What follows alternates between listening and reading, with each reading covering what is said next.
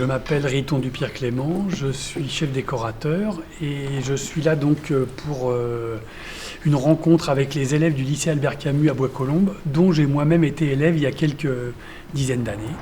Le retour aux sources. Enfin, aux sources en tout cas, le retour à l'adolescence. D'abord, le métier de décorateur, qu'est-ce que c'est ? C'est de créer tous les éléments qu'on va filmer, dans lesquels vont évoluer les comédiens et qui vont être le support visuel d'un film, évidemment. Mon travail, donc, c'est de lire un scénario, commencer à projeter des images, la rédaction, l'opéra, les théâtres, les loges, enfin, il y a voilà, tout un tas de décors à déjà répertorier, et puis de se dire, est-ce que c'est des décors qu'on va construire en studio, donc ex nihilo, on part de rien, c'est la page blanche, ou alors, parce qu'il y a des contraintes financières aussi, qu'on peut s'appuyer sur des lieux existants à Paris. Par exemple, là, pour ce qui est Flic Auto ou la rédaction, on est allé dans un lieu préexistant qui est une bâtisse qui est désaffectée, avec 2 volumes assez identiques en fait, qui sont en miroir, mais il faut que j'imagine 2 lieux différents, donc, parce qu'il ne faut pas qu'on reconnaisse que ce soit évidemment au départ le même bâtiment. Donc il va falloir créer une géographie, une architecture pour chacun des 2 lieux. Un vrai bon décor, c'est un décor qu'on ne voit pas. Est-ce que le métier de chef décorateur, ça a été un métier que vous avez toujours souhaité faire ? Absolument pas. Encore une fois, moi je suis arrivé là vraiment quasiment par accident. Au début, moi je voulais faire j'ai fait de la radio, je voulais faire de la radio et de la musique. Ça n'a pas percé et c'est par des concours de circonstances que d'abord je suis rentré dans le cinéma en tant que peintre et je me suis dit, c'est super, donc je vais faire ça quoi.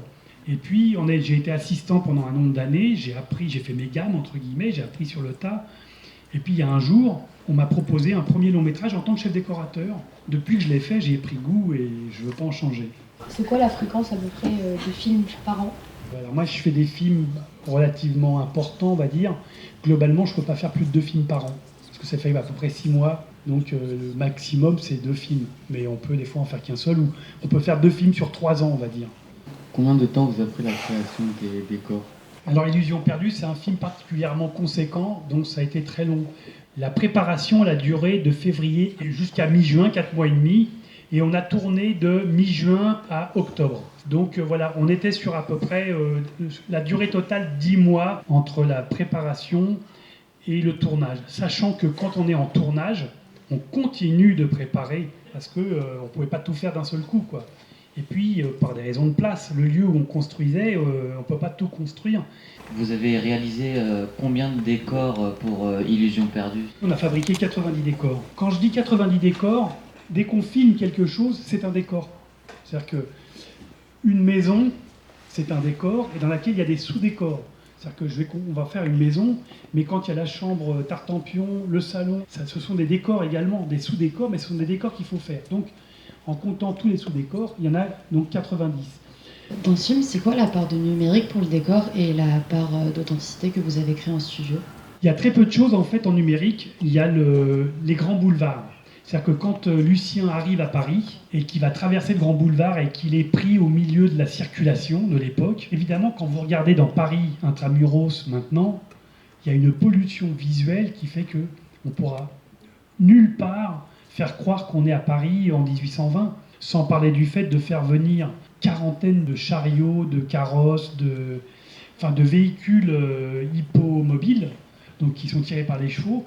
C'était énorme. Là, on a tourné ça, c'est ce qu'on appelle du full VFX. Nous, on a préparé le décor, on a tourné au château de Fontainebleau, dans une allée de sable, et j'ai fait fabriquer des piges qui faisaient 2,50 m, toutes identiques, qui se terminaient par un petit ruban phosphorescent, qui délimitait très très bien donc l'avenue, avec des ouvertures pour les entrées de magasins ou d'immeubles, de manière à ce que les figurants, qui étaient quand même sur un terrain très vide, on ne pouvait pas faire le passe-muraille, il ne fallait pas qu'ils rentrent et qu'ils traversent un mur, évidemment. Après, on a fait des plans, des élévations, pour montrer aux gens des SFX, avec des dessins, avec des plans d'architectes, donc des façades, pour leur expliquer ce qu'il fallait, avec des hauteurs plus ou moins différentes, des fenêtres différentes.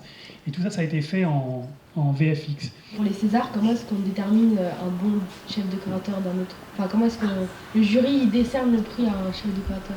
Alors les Césars, c'est pas un jury. C'est une académie qui regroupe 4300 membres. Donc ce sont des professionnels du cinéma de plein de métiers.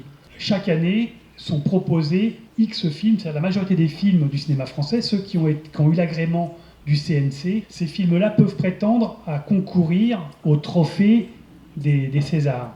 Et on a une période de vote. D'abord, il y a un premier tour qui donne lieu à une première, à une première liste, qu'on appelle la liste des nommés. Il y a un second vote.